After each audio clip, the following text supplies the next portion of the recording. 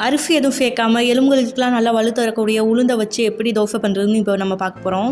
உளுந்தங்கஞ்சி எடுத்துக்காத பிள்ளைங்களுக்கு இந்த மாதிரி பண்ணி கொடுத்தா எந்த வித்தியாசமும் தெரியாது, நல்லா விருப்பப்பட்டு சாப்பிட்ருவாங்க.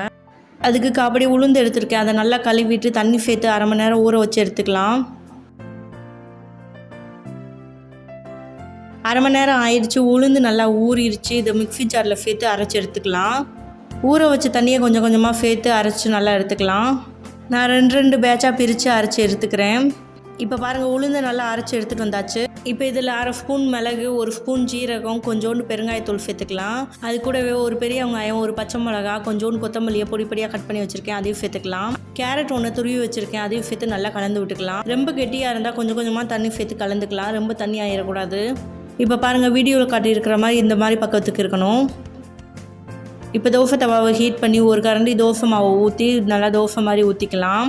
இங்கே தோசை மாதிரியும் நல்லா மெலிஃபாக ஊற்றிக்கலாம், இல்லை ஊத்தப்பம் மாதிரி ஊற்றிக்கலாம். ஊத்தப்பம் மாதிரி ஊற்றும் போது ரொம்பவே டேஸ்ட் நல்லாயிருக்கும். அதில் ஒரு கரண்டி எண்ணெய் சேர்த்துக்கலாம். ஒரு 2 மினிட்ஸ் வெந்ததுக்கப்புறமா இன்னொரு பக்கம் திருப்பி போட்டுக்கலாம். இன்னொரு 2 மினிட்ஸ் ஆனதுக்கப்புறமா இதை எடுத்துடலாம். இப்போ பாருங்கள், வெந்துருச்சு, எடுத்துடலாம். அவ்வளோதான். இதை இப்போ நம்ம பரிமாறிடலாம்.